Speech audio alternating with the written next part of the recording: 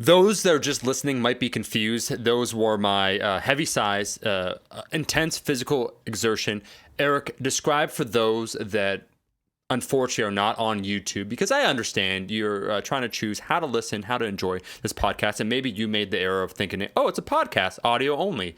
Describe what our images are showing and set up this trailer for us, because look, we're getting some big offers by some, well, let's just say shady companies. And we're probably going to take one of them because we're very interested in making our duo film based off of Iron Culture. So Eric, just describe the images real quick, man. In a dark future, two men stood. Pyramids in the distance. Yeah. One man able to do a pistol squat. Ooh. The other running for no apparent reason. Bro, there's a ship behind me. There you go. Spaceship. I think I nailed it. So we've got functional fitness in a dark future where we are battling. Listen, we won the battle on Earth. The pyramids became ours, but ancient aliens had no respect for our legal battle with Egypt and every other civilization. So now we're in an intergalactic struggle against the aliens who want to dominate the pyramid market, really. So it is, extreme capitalism. Intergalactic capitalism, and all we have left to fight is the fact that we lifted. And honestly, yeah, you're going to know what the end result's going to be. We're going to find out that was enough to win. Eric, so I want to congratulate you on your recent powerlifting meet. Before we do, because my phone, if I don't keep clicking on it, it's going to go into lock mode and I can't read what the people are saying. I have to chastise the viewer because we are atop the pyramid. Actually, that trailer that you just spoke about is us going into the future and reclaiming the pyramid that other people try to take over, but they won't, because you will never conquer myself and my main hunk right here. But I want to chastise the people because we made the commitment. We said, okay, we want to listen to you, or at the very least, read what you have to say and pretend to listen. I think that is what constitutes being a good listener. And so we try and read the reviews. Eric read the review from New Zealand of the podcast on iTunes. It's the only place where it matters to the algorithm. Therefore, it's the only place that matters to us. I read the latest reviews, from Canada. And Eric had a fantastic idea before we get into flexible dieting and talk about so many interesting topics, true nuance that the fitness industry lacks. He said, hey, man, let's read some more reviews. And I was super excited because I said, Eric, dude, I got you. Let me see the latest reviews. And Eric, the latest review for Iron Culture in Canada is January 16th, which is right now, about 3 months ago. And I'm just saying, Canada has sort of co-opted this podcast. Think of all the guests. We have Jessica Bittner. We've had Darren Candow. We've had Bryce Krawcheck. We've had so many Canadians on. And Jeff Nippard. Joffrey Nipples. And the Canadians can't even show up and leave a review in return. Guests aren't even leaving reviews. This is a travesty right here. Yeah, but there is one other counterpoint to that. What is the current rating in Canada? Okay, so I checked, and it is 5.0 out of 5. So it's a perfect rating. So everyone that leaves a review leaves the right choice. Because, yes, there's subjectivity in art. I'm going to say that in quotations because we don't believe this to be true. But, again, we have to toe the party line. But they all chose the right answer. So at least there are not enough people leaving reviews, but the bold and brave ones that are giving the right answer. So, yeah, I'm going to go ahead and just slightly disagree with you, Omar. And I'm going to say, Canada, You've done your job. And I love that you just said sorry. Yeah.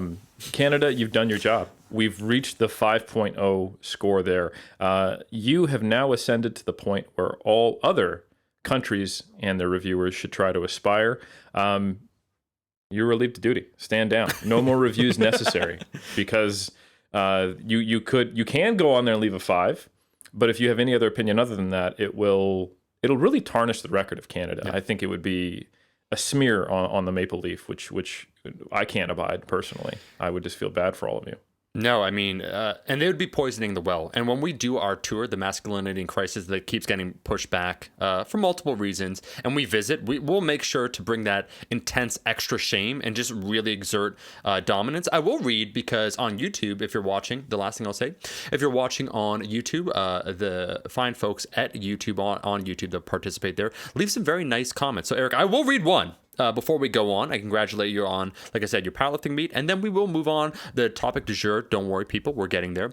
But someone said, Rick Lee, shout out to Rick, it's one of the top comments. He said, I like the banter and intro, guys. The humor is the heart and soul of this podcast. It's not written by us, by the way. This is not one of my aliases, just for the record. To be fair, I follow the whole evidence-based online space, so I've typically heard many of these guests and Eric and Omar discuss these topics at length in other settings with less banter. That said, oftentimes the topics are covered best on this podcast, and the banter doesn't take away from that. Oh, Rick. Look at that. Rick said, you guys say the same stuff I always hear. Yep. And you joke a lot, but fortunately, it doesn't detract from the content that I've already heard. If that isn't a ringing endorsement, Bro. folks, I'm going to say this right now. I may in the future do more things. I'm turning 38 in a week. Yeah. There may be more to my life than this moment. But I want you to disregard anything that happens in the next 50 years. Yeah. Maybe 60 if I live long. That I want right there. That YouTube comment, put it on my headstone. Okay, you've heard it here first, folks. And if Eric has no will, this will be his last words. So we will take that. It's a charitable interpretation of everything. And let me just say, Eric, you've been living a healthy lifestyle. You're going to be well past 100. Okay, a centurion, right, or centurion? I'll be a centaur. A centaur, yeah. Well, Yes. I mean, hey, you, my man is representing. And let me just say then, the powerlifting meet, the reason why I bring it up and why I want to congratulate you on the podcast is not just because we're homies and I thought you did exceptionally well, but I always like how you conduct yourself online. And what I mean when I say that is that you had an excellent meet. My man pulled 260 kilos, looked amazing on the squat, 220 kilos, so 484. Looked like he had more in the tank. You decided to do the damn thing, but you actually, in all seriousness, I know Eric as a person, and so if he talks or mentions something, it's not like he's trying to make excuses or anything even remotely close to that. But my man had a few setbacks, and he decided to continue with the meet. I don't know what I would have done. I mean, that is bold, and you did it correctly. I find it weird, Eric, after everyone we've had on our podcast, that you had this imaginary pec strain that you said. You got apparently an ultrasound. You said a doctor took a look at it, and yeah, there was some sort of setback. But luckily, you reviewed those pain narratives, and you thought to yourself, hey, I'm more than just what I tell myself. And you went out there, and you probably whispered to yourself, I make my own destiny, and you went out and did the damn thing. Yeah, I began that Instagram post. I said this is going to be one of those meet recaps that Omar IIfym makes fun of. So yeah, I did definitely have a pec strain that some might say was just the pain narrative, which I was able to see that pain narrative in real time on an ultrasound scan. Yeah, quantitatively, and never did scan the adductor strain that I got a few days before that. Some might say, Eric, should we really be celebrating that you decided to compete just a few days after getting injured twice in a span of 5 days? And what is wrong with your programming? And that was a terrible decision, only to put up an average total for your weight class. And I say, screw you, man. I do what I want. but more importantly, I say it wasn't just those two things. I mean, it was a rough day. Yeah. I also was dehydrated, at least to the level that Eddie Hall has talked about. There was traffic on the way to that meet. It was a Sunday, so I mean, it wasn't a lot of traffic, but I mean, there were definitely cars on the road, man, and that was stressful. My weigh-in, I weighed in at exactly 93. I actually had to take off my underwear. It was that, and apparently my underwear weighs about 100 grams.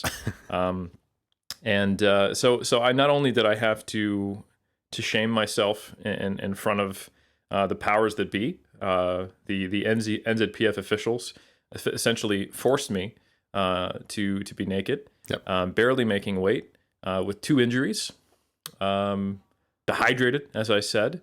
And after traffic, it was a rough day. So I think people need to put all that into perspective when they look at my third place win.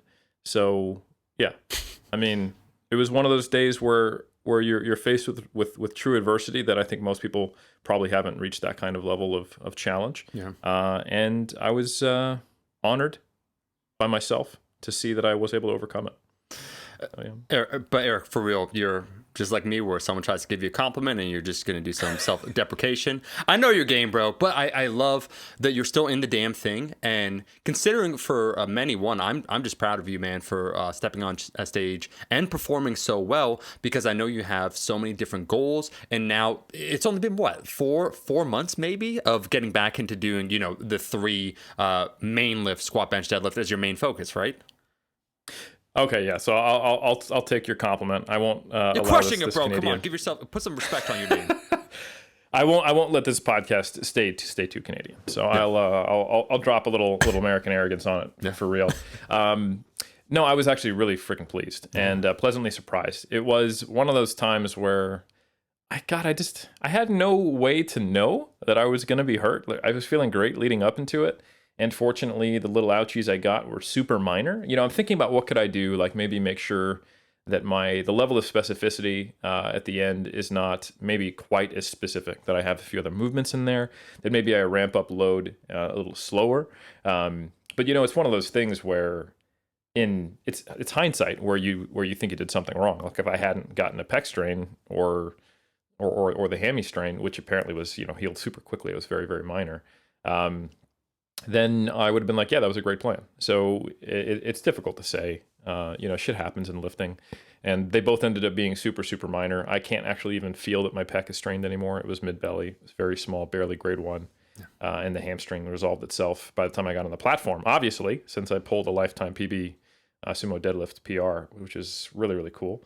And the squat, I think on that day, I probably could have put up 225 or 227. Oh, yeah. But we were playing it conservative, and once I smoked 220, we were like, all right, well, we can let it fly on the deadlift. So it still hasn't quite sunk in that I went, 9 for 9 and basically finished on my opener for bench and held back on my squat, and I still got a PB total, which means like I've got a 1400 total just kind of sitting in me, which honestly, I never even knew if I would get there. So it's pretty cool. It's nothing impressive, compared to, really, really competitive and high level lifters. But for me, I only really care about progress. And I've been training for powerlifting since 6 weeks before the meet I did in November. So it's been pretty specific for 6 or 7 months, but not much more than that. So I am ecstatic, if I'm honest. Yeah. And I'm going to be doing nationals in, I believe, 4 months in August here in New Zealand, where we are very, very fortunate that we actually can compete, and the lockdowns have been few and far between. So thank you, Omar. I will be serious. I appreciate it. I'm very pleased with how it went. I mean, I think this is a very viable side topic to talk about before the main topic, and that is we talk considerably, Eric, around here about longevity, because we both know we're lifers. When it comes to lifting, it's just written in our eyes. Like, we're going to be doing curls till the day we die. And so for someone, a continual refinement of one's craft and, taking the victories when they're there, and also making those calls, because as you said, there's certain moments where it's like, okay, I got one strain, then what's going on here with my adductor? Like, okay, hold up. Should I even do this? What's going on? And then you making that judgment call from having the years of experience, your years of coaching other people, and all those things. And then being able, there is some of the grit that we talked about, or some of that resilience, where then showing up on meet day, where I know you're joking, but let's just say less than ideal conditions. And sure, that happens many times to many people when they compete, but then framing it in the correct way. It's like there's the little nuggets along the way that we've spoken about, Eric, on Iron Culture, that then you're embodying. And recently there was a post, because someone asked, I did an Instagram story kind of Q&A, and a few of the questions, because I think a lot of people are having their almost come to Jesus talk with themselves about, like, what am I really doing? What's lifting doing for me? How long am I going to be doing this for? Because they've been removed from the game, and maybe that immediate a tangible result of getting stronger has been removed from them. So questions of identity are arising. Yeah. And someone asked that. It's like, how do you know? How do you feel knowing, Omar, that at one point you'll hit your final PR and then your body will eventually wane, and all those conversations? And that's what we talk about, Eric, is never even a consideration. And more importantly, people vastly underestimate how long you can make considerable progress. Where you said, you'll be turning 38. You're not at your peak right now. Like, based on that meet, man, for if you, I don't know, you said you're competing at nationals. I expect, if everything goes well, knock on this left pec right here, my bigger pec, so that's shout out to you, that I think you're going to have an even bigger total for nationals, and that is not the peak. So even after, 10, 15 years of training, you're still refining your craft, and there's still things being learned along the way that then you're incorporating. So that's what I find impressive. And then being not stoic in the celebration. So it's like the high highs you're there for, where it's like, yeah, man, I'm going to live through this. I'm going to enjoy it. But then also being able to manage and mitigate those lows, like, oh, pec strain, what am I going to do? Yeah, and I think it's easy in retrospect to put a nice pair of rosy glasses on it, but it was really like not a fun last couple of weeks. So I definitely got dark after the ham tear. I was like, no big deal. I'm now having a more aggressive taper. That's all good. I could tell that it was minor. I could tell that it was like just a kind of little partial connective tissue, like maybe like the fascia or something. I honestly have no idea, but it was noticeably better day by day, and it was gone by the time I was 5 days out. And it happened the Tuesday before being 1 week out. Yep. So essentially, I just started my taper like half a week early. It wasn't a big deal. It was, that's a very viable taper still for how long the buildup was. And it ended up being a learning point where I was like, oh, maybe I'm going to take more aggressive tapers now, because I felt really good on the platform. I had a high level of preparedness. It makes me think maybe I've always been a little under recovered in the past, which is kind of cool to think. Yeah. So there's a lesson there. But then when just that Saturday after the Tuesday, I got the pec strain, and I could tell it was not good compared to the hammy. And I was wrong. It ended up being just as minor.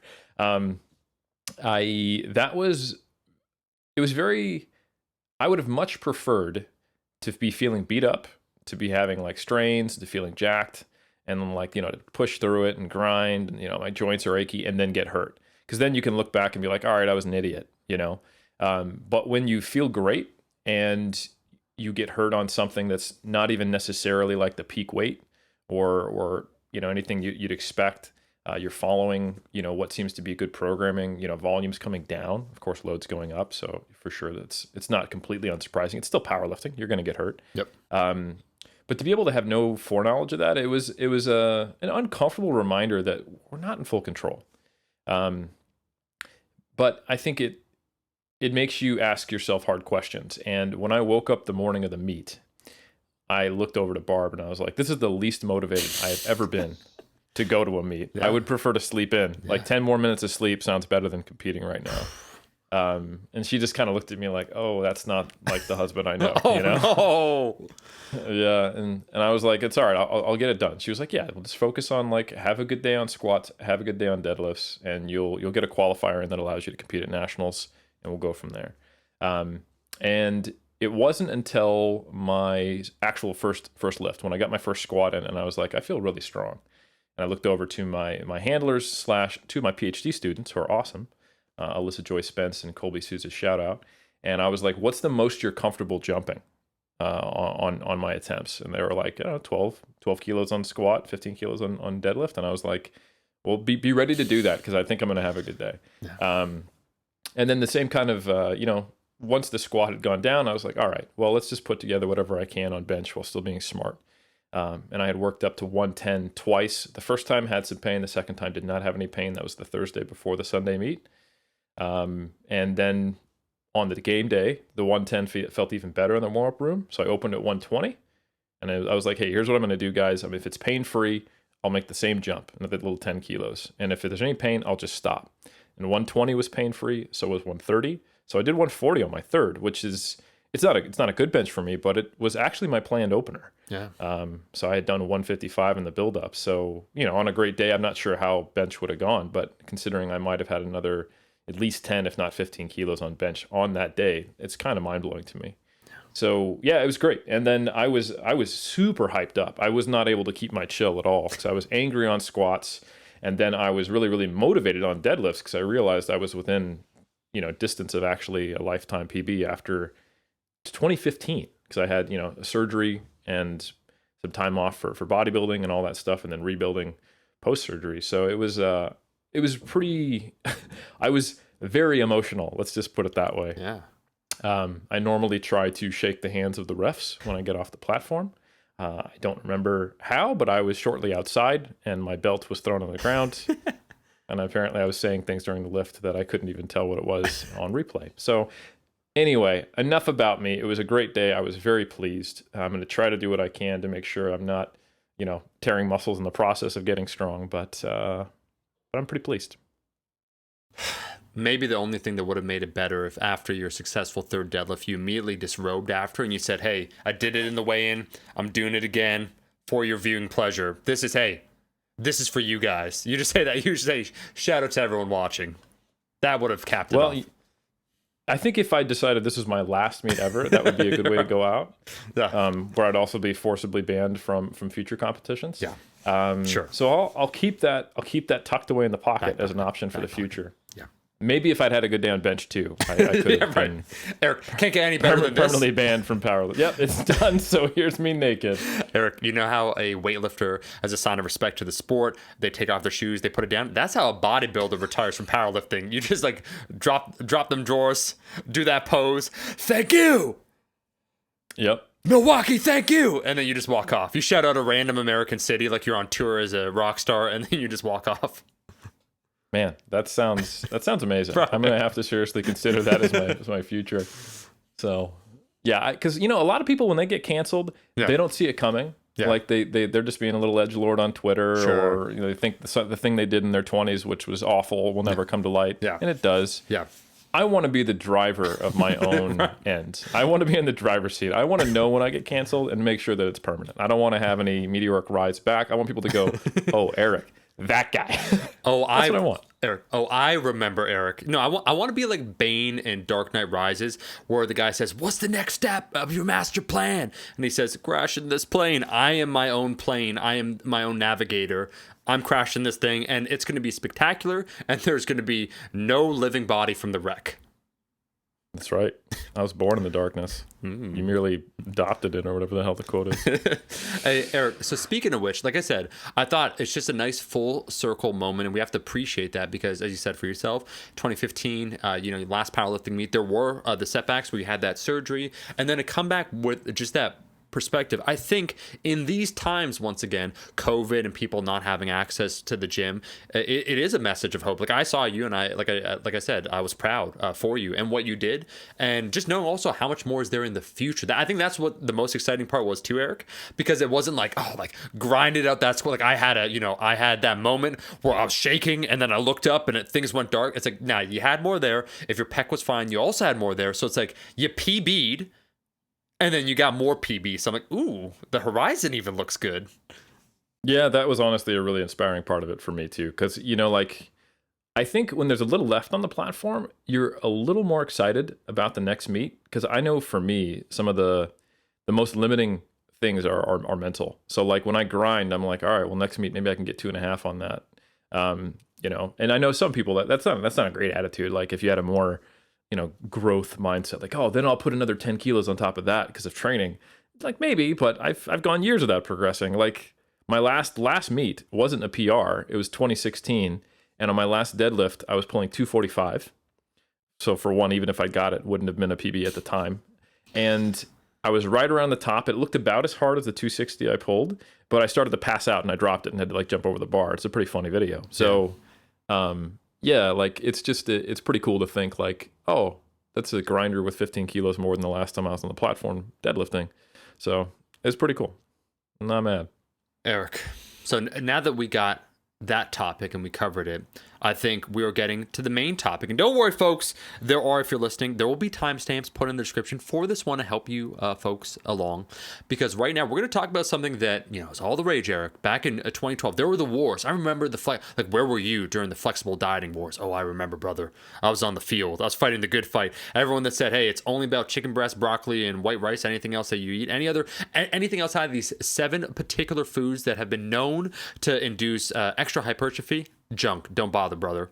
And we've seen such a seismic change, but like anything else in the fitness industry, I think it's one of those topics where people think they get it, but really once you begin exploring it, once you begin overturning some of those assumptions, you find out how little you really know. And if I'm not trying to mischaracterize the lifting community right now in regards to their understanding of flexible dieting, but it seems like either for some certain individuals, it almost has become a meme, was like, oh, like flexible dieting? You mean poor self-control? Yeah, I heard about that. People have been doing that for 30 or 40 years. But if you really want to get in shape, you stop that garbage. And then on the other hand, there are some people that might take too liberal of a definition of this framework as a means of almost trying to boast in opposition to the established norm. So it's like, hey, you're too restricted. Let me just show you how freaky I can get. So we have the man himself, Eric Helms, flexible dieting, really telling you what's up. One of my favorite podcasts, like I said, Eric. I don't have to pretend not to play favorites around here. They aren't my kids. One of my favorites of the last 8 months would be our cardio episode, where it was one of those, oh, you think you know about cardio, its relationship with either body composition or just training in general. And by the end of it, all the comments people were saying once again, oh, I did not know that. So the floor is yours, my friend, as one of the pioneers in this space, one of the people that brought it to the frontier and also gave the very necessary context for people to understand it rather than IIfym, bro. The floor is yours.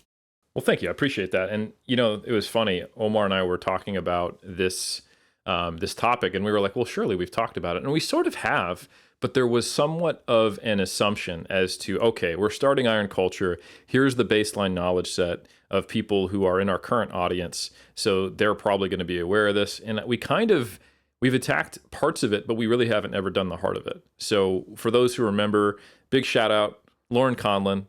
She did her master's degree with Bill Campbell and specifically looked at macronutrient-based dieting. And it was, I think, probably the first study, if you take a look at her master's thesis on the topic and kind of looking at the outcomes in that. And there's been some work since then. But we basically were talking about a comparison between meal plans and IIfym, and that they're not necessarily polar opposites, and that there's a lot of things that can exist in the between, and why some people might gravitate toward one, how to do them right and how to do them wrong. But, you know, the funny thing is there that the implicit, I'd say, misunderstanding is that IIfym is flexible dieting. And I think we talked about it a good bit with Lauren, but it's important to kind of go through the history of how we got here and just to see how common and prevalent it is that some concept that starts in the scientific literature or in some area outside of our little niche community of the evidence-based fitness community comes in, and then it kind of takes this very different life. And then because people play telephone, and unfortunately, a lot of people who are in the quote-unquote evidence-based community, they're not looking at the primary research. They are parroting people who have put their own spin on the primary research. We get to a place where what we currently see as the example of this thing we have in our head, this schema, is not the same as what it actually was in its inception, and some critical pieces were lost. So another great example of this is, you know, we've had Gabrielle Fondero come to talk about a little bit on intuitive eating. She came and talked with Mike Tushir, which is a great episode, kind of the concept of listening to your body and what that means, and just how misunderstood intuitive eating as a framework is currently. And everyone can see this. I have misunderstood it, and I've had to go back and look at the literature because I was, you know, parroting beliefs I had, which were based in, again, that telephone kind of like scheme of communication. So flexible dieting, if we really rewind the clock, actually started with the concept in 1999. There was a researcher who led a group and did a lot of work in this area by the name of Westenhofer. And what they did was they specifically looked at a very common eating questionnaire that's used in research. That's the 3-factor eating questionnaire. And one of the questions, it's a very straightforward, simple questionnaire. It gives you questions that give you scores in 3 areas. I believe it's hunger, restraint, and the third one, which is escaping my mind for the minute. Hunger, restraint, and something else. It's going to kill me. I have to look it up. I'm doing it live on the air, folks. Looking through research. We'll do it live. This is exciting. We're doing it live. You want to know how research is done, folks? Here you go. It's looking back at research because you can't memorize it all, especially as you become 38 and your memory starts to fail you. Eric, come on. That's what now. it is. And here it is. And disinhibition, okay, which I always forget what it is because it's not a normal word we use in in colloquial speech, but disinhibition is just basically the likelihood you have to eat very disinhibited and overeat, a tendency to overeat. Yep. So that's what the 3-factor eating questionnaire is. It measures cognitive restraint, disinhibition, and hunger. And Westenhofer in 1999 said, hey, I hypothesize that there's different types of restraint, and that some of these questions are asking about perhaps a different dimension. So what he did was he validated the rigid and flexible dietary restraint elements of the 3-factor eating questionnaire. And this is actually where flexible dieting began. And then its implementation in practice in the evidence-based fitness community kind of became, hey, what does this look like? Well, it kind of has become dominated by if it fits your macros. So if we go all the way back to what basically determines whether you have a flexible or a rigid restraint mindset, it's how do you restrain yourself? Yes, it is in fact a necessity to be dieting and to put yourself in a deficit if you're coming from a place of homeostasis where you're eating what you eat. And that may be a surplus, that may be maintenance, maybe a slight deficit. That's going to depend on your environment, your behavior, and everything around you. We're complex human beings. Living in a society that has definitely impacted what is more genetically or physiologically normal. And that's part of the reason why we have the obesity epidemic, part of the reason why we see different countries with different BMIs and all those things, the interaction between culture and biology.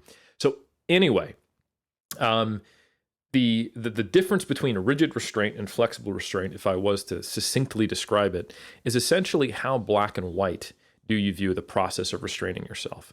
The idea of seeing good foods versus bad foods is where if it fits your macro steps in, and it does have that small area of black and white views differentiated, that there are no foods that are completely off limits. But that's a very, very, very common thing that you see in people who score high in rigid restraint, is that there's diet foods and there's it's good foods and bad foods, whether you pick your poison, whether it's high carbs, whether it's gluten, whether it's high fat, whether it is sugar, whether it is things that are, weren't eaten by the supposed Paleolithic era humans, whatever, carnivore, vegetarian, vegan, you name it. But there's a lot of other things that go into being a rigid restrainer. It can be that you go into a very aggressive diet immediately, that you don't eat food. You go right from eating normally, not thinking about it, to fasting all day and then just having one meal. It could be defined as having a really, really on or off the diet mentality, like you have very strict meal plans or however you want to do it, and any deviation is something that is viewed as a total failure. You'll often hear the analogy in the fitness community that, if your car gets a flat, you don't pull over, take out a shotgun and blow out all 3 other tires, you change the tire.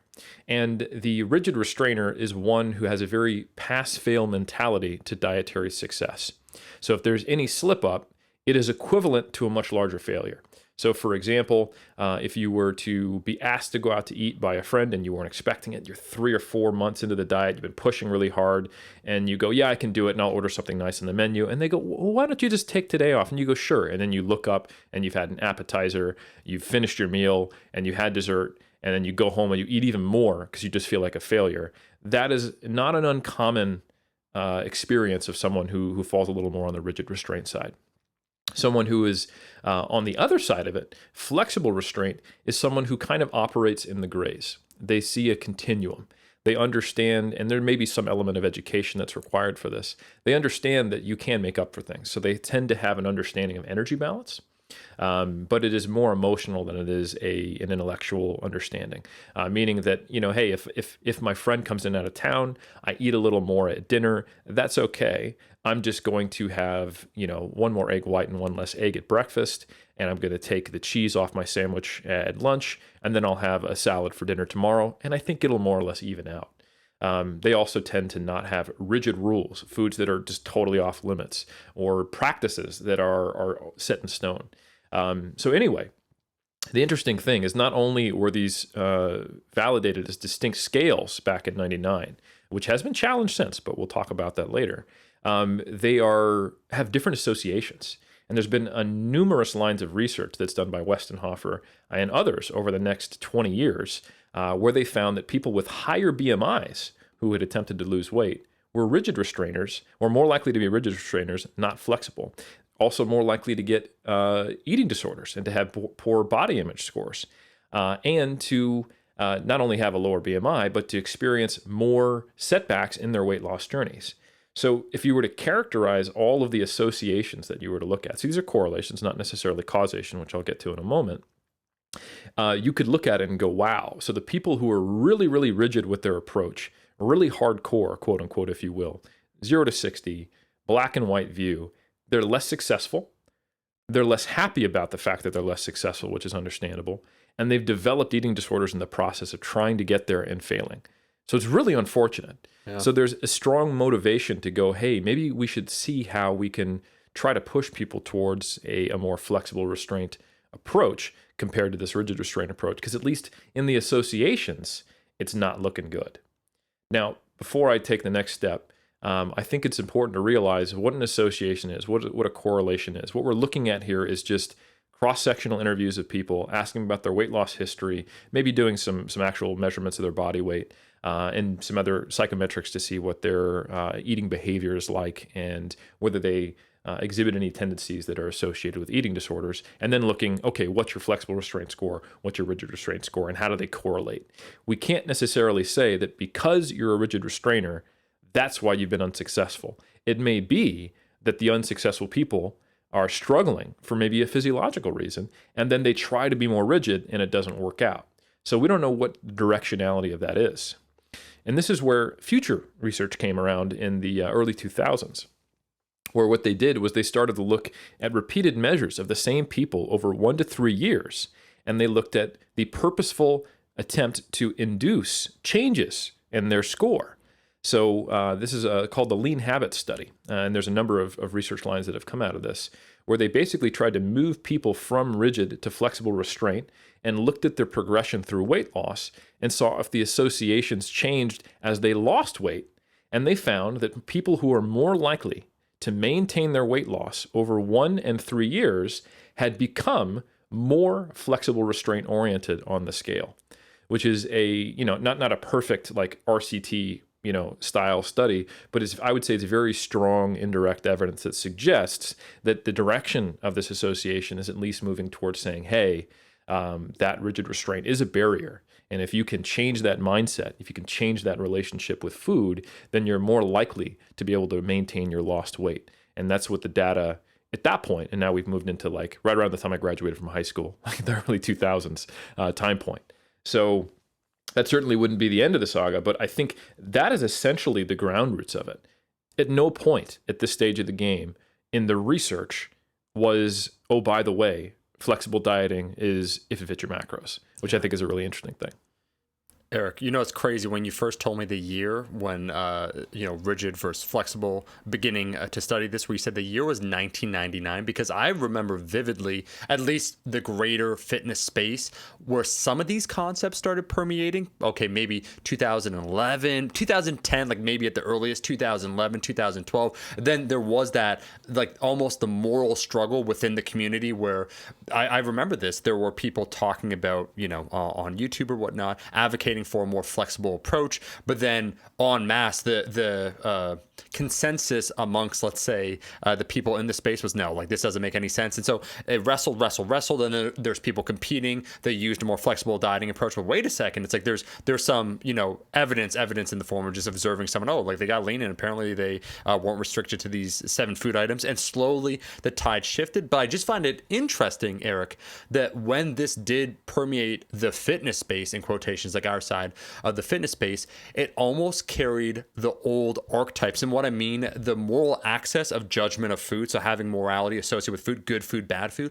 IIfym almost, I think one of the major differences, it plays into that still, as opposed to maybe more true flexible dieting, where there's that hedonic association, where once again, it's like, oh, you think this food's bad. Well, guess what? You can have this bad food. So we're still attaching this moral judgment. It's almost under another framework. So it's at once familiar, but then different. So you can still understand it with your existing moral paradigm, but now you just understand it a little bit differently. Oh, I could be a bad person and get away with it, but this food is still bad. And so then there's all these associations. And I thought, just real quickly, when you said about the interplay between a diet, culture, region, and all these things, one of the most interesting statements that we've had on Iron Culture, and I bring it up on a frequent basis because I just think some of the cats, such as yourself, Krieger, think about this for a long period of time. Like they're wrestling with this, where people are looking for, okay, what's the cause? What's the cause of obesity? And one of the things that Krieger said, it's like one of the unexplored, or potentially unexplored relationships. He said, is I think that obesity might be a consequence. Potentially a consequence of capitalism. And just the way that he said it, Eric, that's a completely different side note, but just he's speculating, right? You're just thinking out loud, like maybe it's one of the important variables. It's just so interesting compared to, once again, being down in the roots. Now we're talking about flexible dieting. IIfym was like, guess what? Eric, you're a bad boy. That's okay. You could be bad. Here, I could teach you how to be even more naughty if you want. It's like, okay, dude, we're just eating donuts here. Wait a second. So talk to me, man, because you said you got out of high school when this research is coming out, but we still didn't see it in the fitness space at the earliest 4 or 5 years. So there was a considerable lag before it started getting introduced. And was it even introduced correctly? Yeah, well, I think the way things are introduced and the way they're taken are a bit different. Sure. And I believe it was Lyle McDonald who first wrote about this in a way that really kind of caught the attention of the fitness industry. He wrote the manual for flexible dieting. And this was happening around the same time as on the bodybuilding.com forums, people started to develop the IIfym acronym. And I remember it being something we would say, and then it became a thing right around the mid 2000s. So it was basically right when I got on the boards. And so there was Lyle's book, which I think basically said, hey, one of the ways, because it wasn't just like an IIfym book, but it was talking about some of the same things I've talked about here as to the benefits, of taking a more flexible approach, the psychological benefits, and potentially the greater likelihood of being successful long term. And one of the ways it proposed was, hey, why don't we just look at the calories and the macros in foods rather than kind of categorizing foods as magic? The whole, fish thins the skin, or cheese makes you look soft, like the things you would hear from IFBB pros and bodybuilders and really anyone. It's not just in the bodybuilding sector, and there's still things like that. We're pretty out there. So simply focusing more on the nutrients in foods rather than the foods, and then therefore taking some of the morality or these false beliefs out of foods and allowing people to have more flexibility through tracking and focusing on the nutrients was kind of the way it was introduced. And this was taken even further. So that was happening in the book. On the forums, we basically had people who were asking over and over again, hey, so for my diet, is it okay if I eat this food? And the response was, well, yeah, it's fine if it fits your macros. And then that literally became the acronym. And then that caught fire, and people who were previously, I would say, negatively affected by being so restrained by food choices and meal plans felt like this was a breath of fresh air. And I remember being one of those people. I remember it being like a book that came on high, clouded in golden light. And I was like, wait a minute, I can control my energy intake by simply eating whatever I want, so long as I hit these numbers. And I think, like most pendulums, it swung too far. Not very good arguments were made why micronutrients no longer matter, why timing no longer matters. Limited data was misconstrued to basically support the idea that the only thing that matters is macros.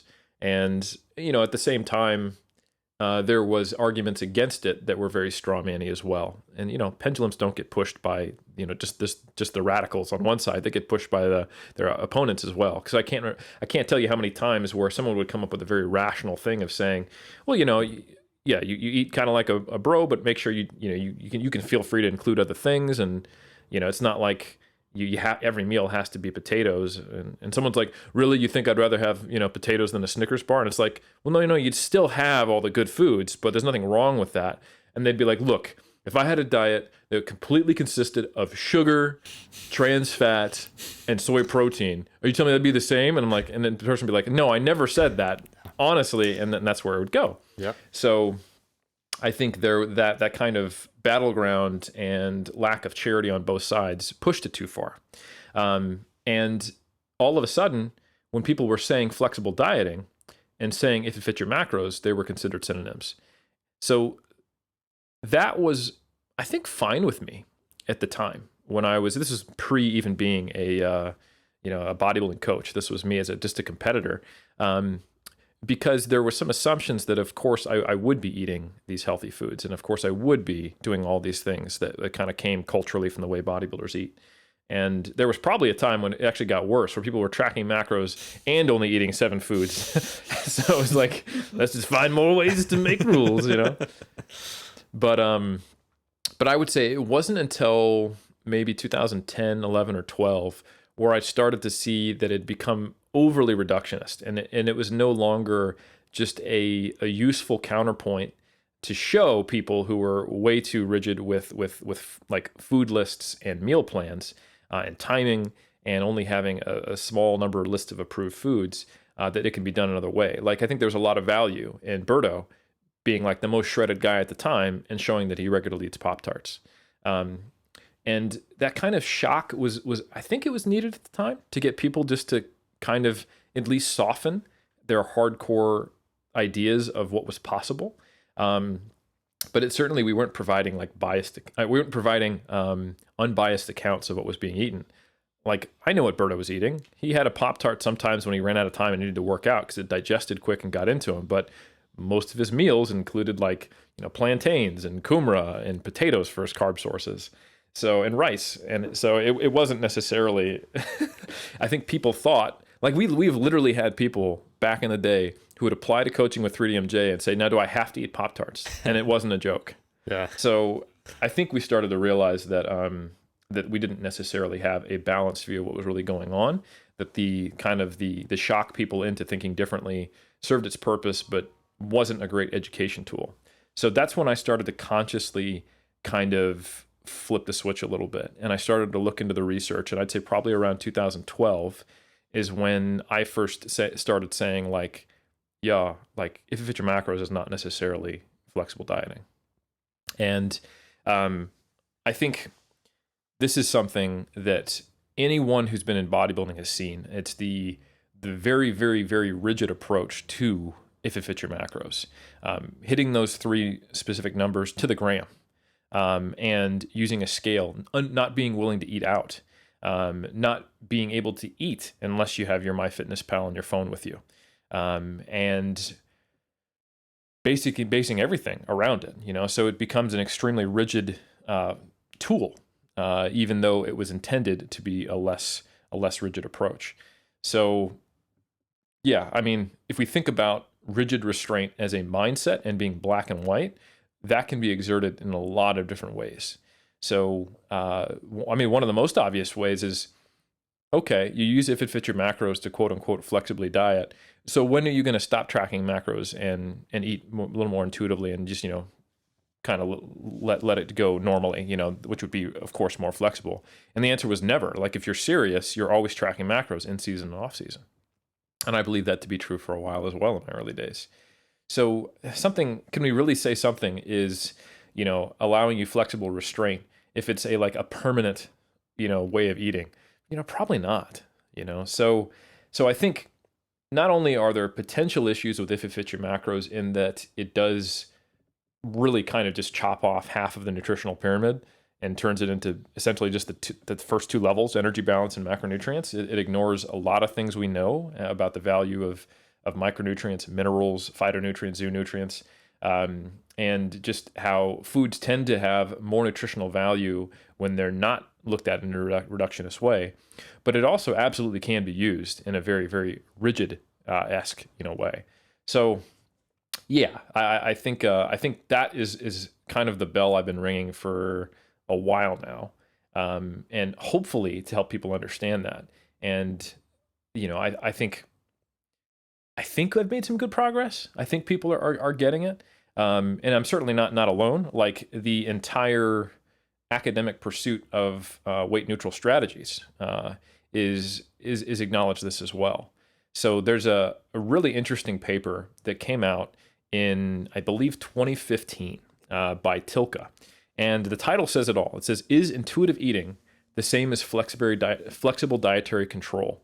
Their links to each other and well-being could provide an answer." So what they did was they looked at associations between intuitive eating, flexible control, and rigid control. And some of the strongest associations they found were between flexible control and rigid control. So now all of a sudden, all of Westenhofer's research is called into question. And this was, published 6 years ago, saying that, hey, it's difficult to make sure that someone does flexibly restrain themselves. And sometimes promoting flexible restraint could result in people still rigidly restraining. And it's hard to argue against that when we saw what If It Fits Your Macros became in the bodybuilding community. It's exactly that. Yeah. And now the little bit of saving grace for flexible restraint is that in this study, and also shown again by Lenardin a couple of years later, so two good studies, basically one replicating the other, so it's a pretty solid finding, is that when you do actually mathematically control for the shared variance of rigid control with flexible control, the associations go away, and flexible control is associated with better things like lower scores for body image concerns and eating disorders. So, in a pure mathematical sense, if someone does align with flexible control, it's a much better choice than the way in their method of restraint for dieting. But what that looks like in the real world, instead of just being a mathematical adjustment, is challenging. What aspects of flexible control are teachable? Which one have a risk of turning into something much more rigid? And I don't think we have a good answer to that, because as a bodybuilding coach, and I'm sure you've seen this as a personal trainer, you can give nutrition guidance to someone, and there are certain people that, because of their personality, their prior experiences, their emotional attachment to their body, their goals, the struggle they've had to lose weight, and all of the meaning that goes into why they might even be here. And I would encourage everyone to check out our prior issues on like the psychology of bodybuilding, where we had Corey Probst and Amanda Rizzo on. That can leave the same directions or the same system to becoming much more rigid in some people and more flexible in others. So I think there is a risk to giving someone flexible dieting, quote unquote, giving them some here's some macros and go off on it. And I think that can absolutely really mess up a lot of people. And back in the day, we used to think, oh, it's a panacea. Someone has an eating disorder, you give them If It Fits Your Macros, they're able to diet and they will never have problems, which is 100% not true. Yeah, Eric, so there's been an evolution of the thought process as it relates to flexible dieting, its potential utility, and then also some of its limitations, which I think any idea put forth, it has to be refined over time and then reviewed and then maybe seen under a different lens, which is just the natural process of things that is very necessary, because I do think that a dichotomy that sometimes exists overall in the fitness space, where either it's like it's good, bad, it's like right, wrong, it's like you should do it, you shouldn't do it, right? And I think the role of the personal trainer always becomes interesting, where the function really should be to help a client get to their goal, and not to make themselves, just look good. And also what's interesting to me as well, some people that espouse, a certain methodology or whatnot, occasionally when you talk about lately, like the sustainable nutrition paradigm, or making recommendations that potentially are beyond just a singular time point, they could have large consequences, where oftentimes some of these methodologies, they're talking about a specific, you want to get shredded for summer, or you want to lean down, like you want to get a 10% body fat, but it's not talking about their overall relationship, which is incredibly complex and is going to follow them for the rest of their life, and what potential impact that might have. So instead of saying, hey, I want to get you to 8% body fat right now, like, hey, you got to follow this, it's like how is this going to impact them then in the future? And isn't our goal as educators or trainers to eventually give them as many tools as possible for them then to help them navigate through themselves what works best for them, what doesn't, and then over time their competence increases, so that yes, they may achieve getting lean at a specific point, but they have more tools as they continue to go on their journey, so should they encounter more problems, they have more at their disposal to solve said problems. And I just find that interesting always, where I think one of the elements of a guru is, as you said, like, you're infallible, like whatever I say goes, but also it's that there's a specific end goal. And then after that, it's almost like hands off. It's like, all right, man, I'm going to perform the surgery on you. And, I give you 1 month, like I got a 1 month guarantee. And after that shit, it has nothing to do with me. And so we don't think about, because I think we're rewarded in the short term in the space. So you buy someone's dietary program, it's 12 weeks. we don't examine then how that 12-week program might change them a year from now, 2 years from now, or their overall mindset. So I think the nuance, Eric, that you've helped bring forward, and then you said like Jake Lenardin, and so many others, is crucial to the overall understanding of an individual with themselves, for educators, and then for moving the ball forward. And I think that's what's most important, because I was there, truth be told, when I first saw, and this is, not me attempting to straw man what IIfym first started, but when I saw as an outsider, because I came, I'm going to say in quotations, when I say from an athletic background, I wasn't aesthetics only inclined. So I was looking at like, okay, like I'm doing this, I'm moving around, I want to get stronger, cool, whatever. And I was exposed via YouTube, of course, first, before then, Lyle McDonald and whatnot. And I saw these guys like just slamming these pancakes, putting the syrup on, like, yeah, you think I can't get lean this way? Well, guess what? I can. And so my initial response, I had almost a reactionary response. My initial, when I first saw it, because I thought like, really? It's like, this is what you're going to do? Like, this is what you're trying to promote? So it's just very interesting once anything enters a space, how it molds over time, and the discourse, as long as we keep it fair, how it can push the ball forward. So no, I think, man, from being here for the last decade, I think the overall fitness IQ has increased. There's still many things to go over. And I think also it's amusing to me how cyclical some of the ideas are, where you think almost like, Eric, for yourself, you probably feel like you're Blade, like you're the vampire killer, and you just see this mofo coming back once again. You're like, wait a second. Like, I dealt with your ass 6 years ago, and then someone else like is coming up kind of regurgitating old things. It must get tiring on your end. Well, dude, and I think a humbling thing on that same note is to realize that when you think you're the one carrying the torch, that you're the one in the darkness fighting the light, that there was probably someone decades before you who was doing this. So I've done a pretty deep dive into this literature. There's another article that I published in 2019. It's a narrative review. It's not like super high quality evidence, but it's difficult to do much more than that when you're trying to collect a bunch of disparate data and talk about physique sport. But it's called Towards a Sustainable Nutrition Paradigm in Physique Sport, a narrative review. And I actually published that with Jake Lenardin and also Katerina Pernjak, who is a psychologist and doing her PhD in the area. And they're the true experts in this area. I've just read a lot on bodybuilders and eating behavior and nutrition patterns, and I really needed their help to make sure that everything I was saying, made sense from a psychological perspective. And as I was digging through the research and writing about If It Fits Your Macros, I came across research that I want to say came out of like the 90s, where in the discussion, if you read it, there is a paper looking at the specific like dietary patterns of bodybuilders. And then the discussion, they said, they could easily use like a modified version of the diabetic exchange ratios, which basically give like calorie counts for food groups. And it's kind of the same thing that Weight Watchers is based on, like points. Like you guys could just, swap out different vegetables, swap out different carb sources, swap out different protein sources that have equivalent calories, and it would allow you a greater, spread of foods. And, the reason why they're motivated to suggest this is because, and I think this is important just to recommend, like, it's easy to talk shit about If It Fits Your Macros, but the fight to have less diet or food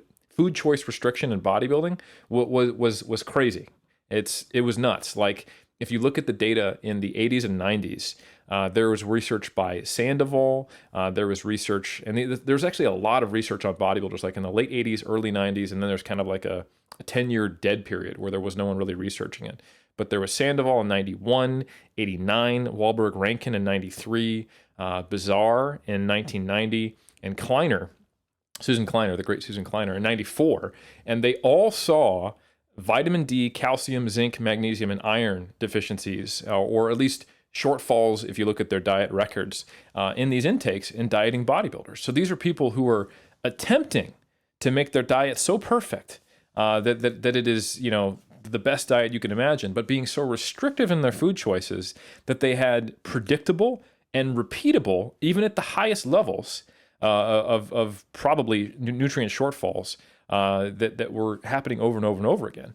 And the nutrition rules, they didn't really make sense. That's the thing. Like, the bodybuilding community pre kind of quote unquote evidence-based explosion, if you will, it was a very tradition guided science interested approach. Like, don't get me wrong, like the pharmaceutical usage requires an intense understanding and respect for science. But also because the rest of the world was so anti-PED, so anti-bodybuilding in general. Like you talk to your doctor about bodybuilding, or if you looked up most of the bodybuilding studies in this era, they're about body dysmorphia, steroid abuse, heart failure, and just basically going, oh, this is a crazy niche, terrible thing that people are doing, and it's just going to destroy your mind and your body. And I'm not saying like there's zero truth to that, because you can take especially enhanced bodybuilding far too far and have health consequences. But there was very little trust between the standard medical establishment, science, and kind of the underground hardcore bodybuilding scene. So you get these weird things that prop up where, hey, these are the healthy foods, and some of them seem like they're based in fact, and other make zero sense. So for example, okay, we want to eat brown rice, and we want to eat whole wheat bread because we don't want to have the fiber taken out and the additional processing. And then you look and then they go, and that's also why you want to have, sweet potatoes, not white potatoes. And you go, wait, that makes no sense. White potatoes that's their natural state. They're not a grain. Nothing's been removed. It's just a different species of tuber. Like, why are we not eating white potatoes? Because it's the same color as these other foods that happen to be processed? Like, that's the level of sophistication that there was. Sure. And the lack of critical thinking. Like, we can't eat white potatoes because they're the same color as white rice. I mean, that's just food racism, to be honest. I mean, it doesn't make any sense.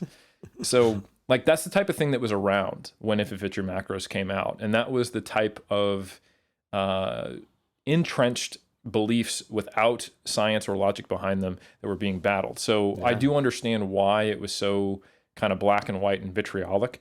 But anytime you do make progress in that way, where you're pushing really hard and you're willing to sacrifice, like the means to an end and be a little more dogged and, radical and push things, you're going to have to look up a few years later and go, oh, okay, now we need to re-inject some sanity because we pushed the needle too far. And I think that's where we are, and that's even been recognized in science. There's actually been now comparisons of bodybuilders following macronutrient-based diets to regular ones, which is crazy to think that, in the 80s and 90s, we're looking at these studies where pro bodybuilders are deficient in nutrients because their diets are so restrictive, to now we can actually find bodybuilding cohorts who are using If It Fits Your Macros because they see it as a bodybuilding appropriate strategy. So it's definitely changed in the last 20, 30 years.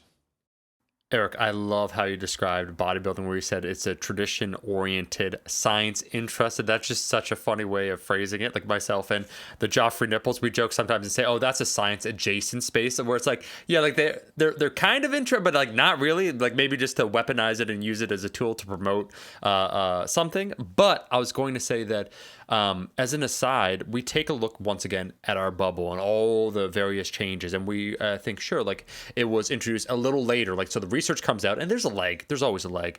But recently, not to get too off topic, it is still very much on topic, just that other bubbles and other spaces, they're at almost another time lag. I'm not going to name the specific fighters, but let's just say the nutritional strategies. And that's why shout out to our boy Danny Lennon for what he does for real. Sigma Nutrition, Danny's a G. In the MMA space, I can say, and we saw this, and this is one of the reasons why I joke about Joe Rogan a little bit, just because at that level of notoriety, think of the access, Eric, he has to the best of the best people, the experts. If he has some of these assumptions, so he has maybe these things that he holds to be true, but are really just narratives he has in his head, you have access to anyone. But when you watch, for instance, the UFC or the mixed martial artists competing, and you hear like their nutrition coaches that they hire and what they talk about and what they espouse, Eric, they're living still back in the 80s. So we think, my point of just saying this is that while there's been some heavy internal battles, necessary struggles, and then the understanding of that dichotomous thinking inside our space, then you take a look, so you get outside of that bubble to another bubble, and you're like, oh shit, like here we are, like we're there's some very necessary conversations we're having here, and then you almost look at the other battle in another place, and you're like, oh no, this is an even bigger battle. So it's crazy to think. Sometimes you have to be aware of the audience you're speaking to. And to your point, when we first thought of this episode, some of this is assume knowledge, but you can never hear it again often enough or reframe properly. And I think there's still so much to be discussed. Yeah, 100%. And this I think links really nicely to a lot of the other stuff we've talked about. If you listen to our episodes where we've talked about intuitive eating, the big distinction between flexible restraint and that is that flexible restraint is still an approach you use during a diet, and that should have an endpoint. I think probably the issue is that a lot of people, and we've talked about this many times, we recently talked about it in like what to do after the diet. Their mentality for maintenance is basically just the same thing as dieting. And that's why the majority of diets do fail long term, if we want to talk about weight loss maintenance, is because there is very little understanding of what needs to be done to keep off weight loss. And it probably doesn't involve restraint. That's essentially anytime you have to exert willpower and control, that won't be maintained at some point. If conscious control has typically fails humans eventually. It's kind of that old adage about, torture. Like everyone breaks at a certain point. It may be 3 years from now, it may be 5. It may be, you regain half your weight or some. But if you are still having to cognitively on a day-to-day basis exert that willpower, you basically have a ticking clock on the success of your weight loss. And that's whether you're taking a flexible or rigid approach. It might be easier for a while if you're taking a flexible approach. But the way I view it, when I actually do this as an application, I think of it as two wholly different things, like with my bodybuilders that I actively coach or who I make recommendations for. Like if you look in my book, The Muscle and Strength Pyramids, I talk about a lot more variety of how to apply these flexible systems. Because I saw how just basically having one rule, hit these 3 numbers, very quickly delved into becoming a rigid restraint mentality and not what it originally intended to be. It became another version of the same problem, which I would say Lenardin and Tilke also found. So, okay, if we're trying to get people to be less black and white, that means I've got to give them a lot more options. They need to have multiple systems. So I created, guidelines for people who tend towards guidelines, which I think also tend towards, if you only give 2 options, they're going to be black and white. That's just kind of the math behind it. So for people who really like systems, I created ideas of, okay, let's have a good, better, best system. Okay, while you're tracking, best is you are tracking all 3 macros with a certain level of precision, but that precision is defined as something, plus or minus 10 grams on each of the macros. So all of a sudden we've got a little more flexibility. Okay, that's maybe appropriate if you're a weight class restricted strength athlete, currently dieting, trying to perform well on the platform, or you're a physique athlete because you have very extreme level goals. You need to kind of thread the needle a bit more. But for most people, how about just protein and calories? There's no really notable difference for most outcomes if we exchange carbs for fat based on personal preference. Fantastic. Now you've got more flexibility. Oh, guess what? How do you work in alcohol? Well, a strict if it fits your macros approach is be like, hey, we don't have a 4th macro, doesn't count, can't have it. So that's essentially a banned item. But now if we're just doing protein and calories, well, alcohol fits into your calories. Okay, well, how do we prevent having too much of that? Well, here's a percentage of your total calories that we think is reasonable to have from alcohol that shouldn't impact the rest of it. All right, great. Well, how do we make sure that you're not following macros that are just too low? All right, well, here's the largest rate of weight loss you should have so you can maintain a certain amount of calories. So by providing all of these constraints and guidance, you can basically try to shoehorn in the dieting approach into something that is very difficult to make super rigid. And that's essentially the approach I use. All right, we got ranges, we've got continuums. If you're in a situation where you can't track macros, instead of just pulling over, shotgunning the other 3 wheels on your car, that's okay. We can downshift to protein and calories, or we can just estimate calories. That's fine. If you're off or you're wrong, doesn't matter. It's a lot better than, again, blowing out those other 3 tires. It's your best guess, and we'll get back on track next time. Hey, if you were over today, we've got a system for borrowing calories from another day. But we've got a system so it doesn't go too far, so you don't find yourself just having 2 protein shakes and then binging the next day. So it's basically just looking at all the things that I've learned in my practice, and I created guidance for what's a more comprehensive and complete system that allows flexible dieting to truly be flexible and then be adapted to serious situation. However, that is not the same as the way you live your life.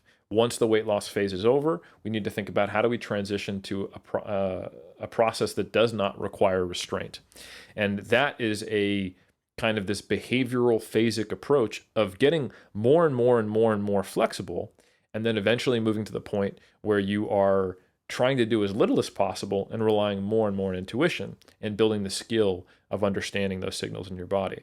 So that's how I describe it in my book. That's what I use with athletes.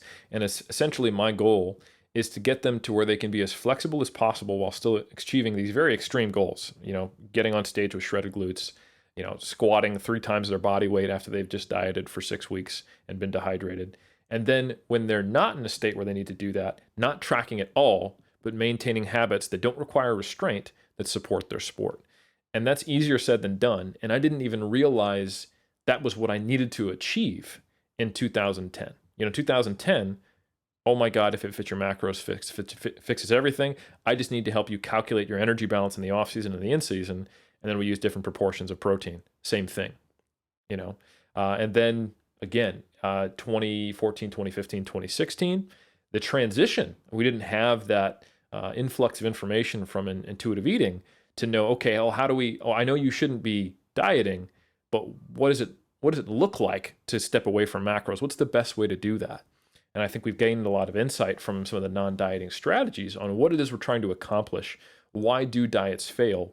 And then, okay, how do we create a structured approach to get from there to there? So it's absolutely been an evolution, and I'm 100% not the only person doing it, but it is really good to see that I don't feel like I've left the industry behind. Like as I'm talking about this, there's people who are all around me doing the same work. Like, and we've talked about some of them, Gabrielle Fondero, Lauren Conlon, and there's many, many others. It's happening in the research sector. There's coaches who I've talked to every time I've gone to seminars who have their own spin on this. There's all kinds of different systems of tracking. The habit-based stuff that Precision Nutrition does, it is, I think, all very encouraging in my mind. If anything, now I'm just a little worried that there's information overload, which is, of course, always been the problem in the nutrition world when there's a million diets. Sure.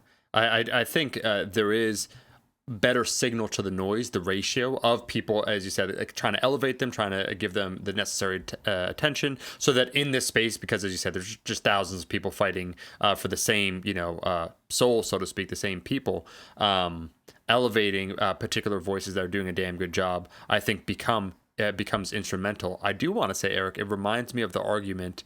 I feel almost the argument calling into question one's willpower in terms of dietary adherence is almost always trying to cover up for the unknown, in the same way that a poor coach will always associate an injury with a technical breakdown. So meaning that anything they can't account for that isn't within their neat little system, oh, that's because you deviated from your technique. Like, oh, you got injured that time, it's because your technique was off. Oh, you failed your diet, it's because of non-compliance due to not having sufficient willpower. So anything that they come, if someone has these very, natural biological reactions, so the feedback, like the emotion, either like, I find this too tough, or I find myself wilting under these restraints. Oh, that's willpower. Like that, it isn't the system that we've set up. It isn't maybe for you at this point in time needlessly restrictive, or maybe it's just not right for you. It's just it's a question of you. It's like almost framing it back the mirror. It's like the great unknown that they can't understand, or they're not willing to understand with their client, and it's this feedback relationship. It's just a mirror. It's like nah, it's you. Like willpower. Like it's almost the great, I need a jigsaw piece to complete this puzzle, and it's willpower. Like I'm not willing to take a further examination. So I find that interesting. And just as an aside, not to use myself in my own anecdotes, but working with you during that Fable 2019, I will link, by the way, on YouTube, and also I'll ask Brandon to do it. Shout out to Brandon for this episode, the narrative review that you had for the sustainable nutritional paradigm that I think is fantastic. Working with you for 2019, leaning down. Well, I didn't get stage lean, trying to take an approach that I could only describe as effortless. And what I mean when I say that is when it almost becomes, we spoke about conscious competence and then unconscious competence, where it almost feels like you're doing something on autopilot. So it's the path of least resistance, which is something I'm a big fan of in general, just when it comes to your training. Like, why, if you can reach a destination several different ways, why would you not try and choose the easy, or when I say the easiest path, I'm also talking about the path with the highest likelihood of success. Like, if I'm trying to go to Mordor and I'm Frodo and we got Sam, it's Frodo and Sam, why would I go through the hardest path to try and get there? I'm trying to drop this ring off, okay? I'm trying to end Sauron's life. I'm not trying to maybe end Sauron's life. I'm not maybe trying to, encounter Ungoliant the spider and make it harder for myself. I want to go there and I want to succeed and do the damn thing so I could leave the Grey Havens and go into the great unknown, into the afterlife. I'm here to succeed. So when you open... And the point is, yeah, like...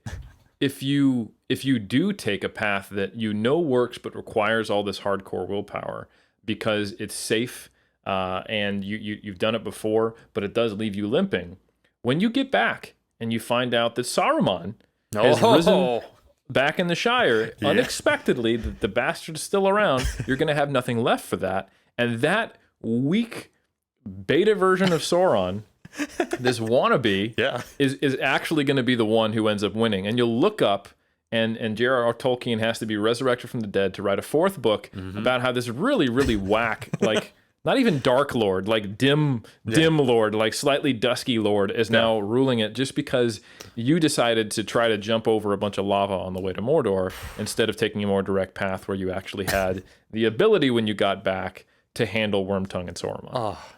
Eric, the fact that we managed to weave in some Lord of the Rings references in this episode, just chef's kiss. It elevates it for me. When you said, as you said, you can achieve it, but then you're limping afterwards. Where it's like, wait a second. Oh, you reached the destination, but are there any potential, when I say long-term, I mean, at least several weeks, several months, or how you follow after that when you try and diet again, will there be any long-term effects? So I think one of the most liberating aspects from doing it and just changing my viewpoint on things is that I did it, so I had a flexible approach, and then talking about intuitive eating or going off of a so-called diet, what that looked like after, and the amount of, in quotations, willpower that it required in order to adhere was far lower because the necessary systems were set up to succeed. And I think there is that minor masochistic element in lifting in general where it's almost, the person that suffers the most is the most respect. Like, oh, you don't even want to know what I had to do. Like, that's why I bring up that story of the guy where it was like, it was almost suffering for others to, exalt himself. Where I gave you that story about him, winning that, I'll just say that show to keep it very vague. So if he's like, bro, I actually listened to every single episode, but where he was putting cheeseburgers in his mouth and then spitting it out. And it was like a sign, a badge of honor that he did this, like he did this crazy thing to win. And he had reached that point of desperation. And he was telling me like, yeah, that's what I had to do to win. I'm like, I understand. And that sounds terrible. And there was no other way of doing it. Like that like your scar, like you're showing me your scars and you're like, hey, check this out. I'm like, that's unfortunate. Yeah, it's a very different mentality. And I've been there. I've been in the midst of it. I've done it. I've even, as I've adopted approaches that aren't as difficult, that are a path of less resistance, I have become nervous that I'm doing something wrong because I'm succeeding without it feeling hard. And it just let me know like how deep I've been into this psychologically. Omar, I got a question for you. So you're hanging around 180 pounds, is that right? Yes, sir. 180, 181. How long have you been at that body weight, more or less? Over a year now. Over a year. It's been between, and what's funny, Eric, real quick aside, just speaking about things, almost as a reactionary, just a quick little story. Almost as a reaction, I'm not throwing anyone under the bus. I love my boy, Silencio Macau. I went to his house. So this is now, it would be 6 months after leaning down. So I had already leaned down and all that fun stuff. I had been sustaining at 180, 181. Anyways, the fine folks at the house I was staying, Eric, they were eating some pretty bad food. I mean, like, ordering pizza and wings and everything, like every night. Because they're just, hey, they're powerlifting boys. They're doing their damn thing. And so I requested we go to a grocery store. Cool, whatever. I got like my normal, just things I do. Like I do like eating instant oatmeal. I happen to like grapefruits or whatever. So I organized what I was eating. we had like I would cook myself a steak for dinner, so something very juicy and tasty. But interesting enough, after the fact, I actually got leaner while I was there for the 2.5, 3 weeks. Cause it's like, nah, dude, like eating, like it just sounds too much to me. Eating pizza every single day, like I feel lethargic, and that could be a narrative association I have in my head of like performance. Like, oh, I feel like I'm eating all this crap. Like I just don't sleep as well. That could be all myths I surround myself with. But I came back, Eric. Fun fact, and I weighed 178. So it's been easy peasy. Yes. So I think that's I would put forth that if you had decided to diet down to 170, yeah, like if you actually got into stage condition, if you dropped another 11 pounds, yeah, that you would have probably rebounded to something more like 185 or 190. Yeah. So what's funny, Eric? You mentioned that a little bit to me before, after we did it. I think you're totally right that it's this happy level where what are you talking about? What do you call it? Not a set point, but it's like this weight feels easy to manage and I don't have to think about it. And that's the most enjoyable part about it. And one of the assumptions I've had to overturn that now I can say, folks, I'll be posting it in a while, some of the PRs. And this was, I think we have some of those narratives that end up being excuses in your head. You know what I'm saying, Eric, about like the flat bench press as an example for me.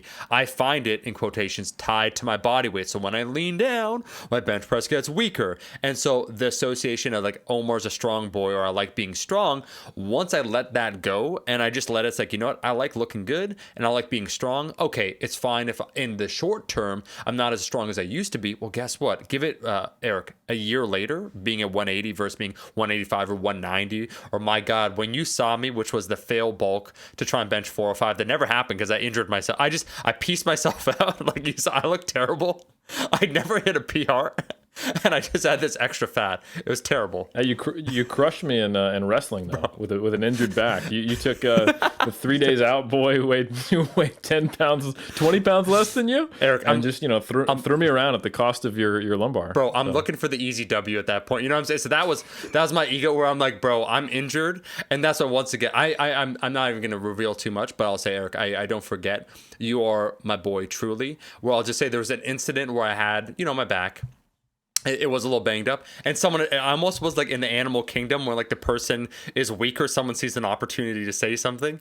Anyway, someone said, and then Eric's just like, what's up? We're at the gym, and he just said he defended his boy when he was vulnerable, and I shan't ever forget. I had a similar experience when I competed in 2019. I wasn't in peak condition. I got about 5 pounds leaner than this, but I competed in April, and like I was pretty lean. Like I did have like some light glute striations. So this is, I understand that I have a very skewed view. It's relative to bodybuilding. And then we went to Italy for a week after that, and I didn't track, and I just kind of, tried to focus and be balanced. And I was the same weight when I got back. That's not what happened once I got down to like 180 and dropped another 5 pounds. I think I actually saw some 175 weigh-ins before I carved up.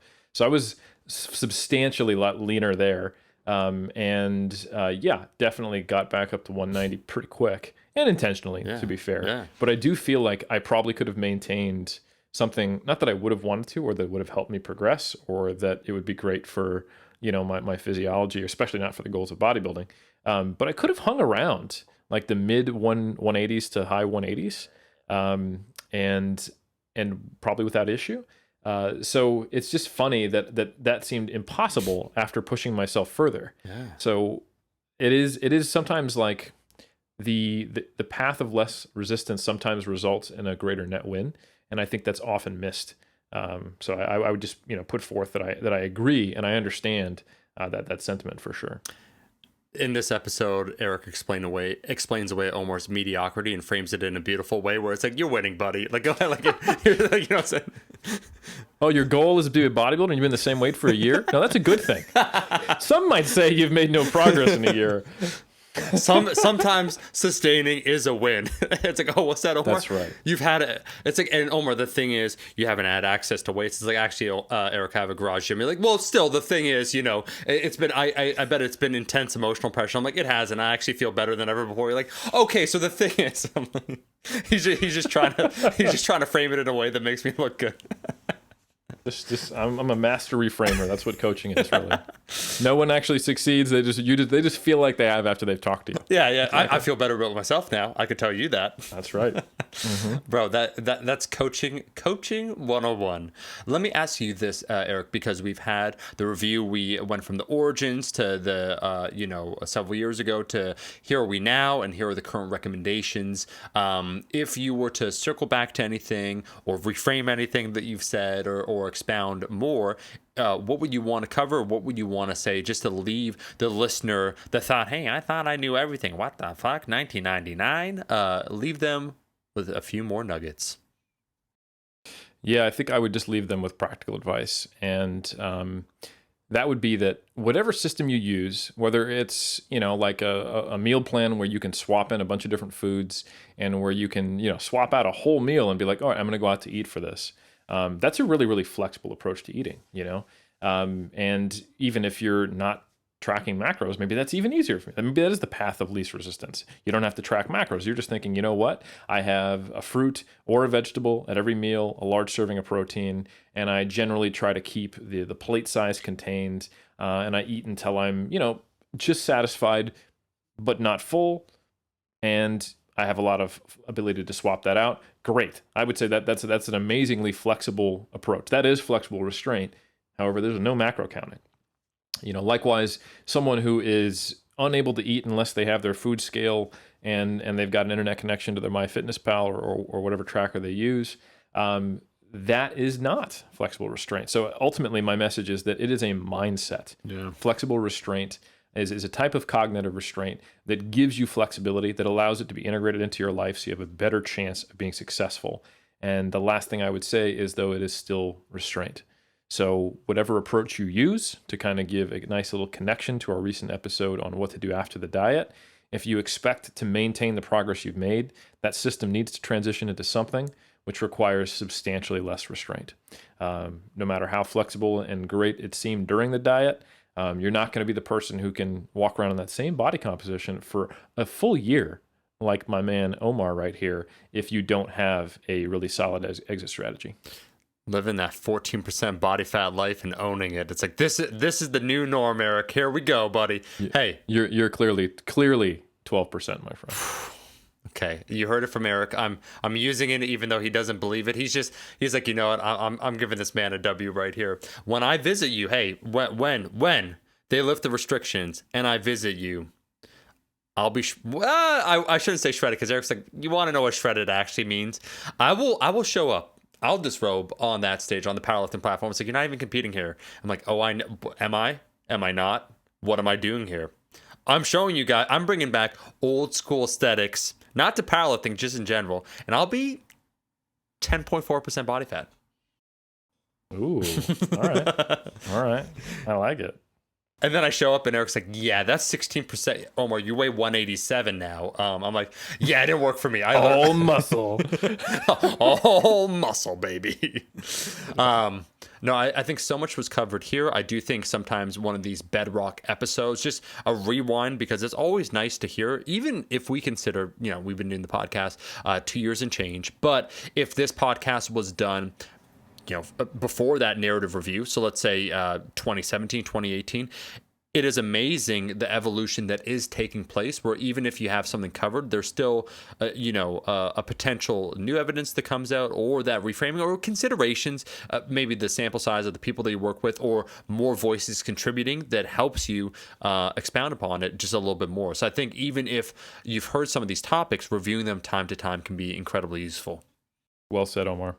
Hey, look, I'm going to wrap up the episode now and just say I want to thank everyone for listening to another episode of Iron Culture, the only podcast that matters. Yes, it's the same information as our boy Rick Lee said, but a lot more banter, and he seems to enjoy it. So guess what? We're auditioning for that trailer, because they're putting out absolute trash on Netflix and everywhere else. And we figure, if we're going to put out trash in the form of a buddy cop movie, why not at least get paid? Is what I feel personally. So I just want to thank everyone. We're all about that capitalist payday, because once again, this isn't critiques of capitalism. This is, let's get paid by capitalism. Play the system, win the system, own the system. Masculinity in Crisis. Go ahead and leave a review. Thank you so much for watching, for listening. if you leave that review. We'll do our best once again to read one of the reviews, please. And we will see you in that next episode every single Monday.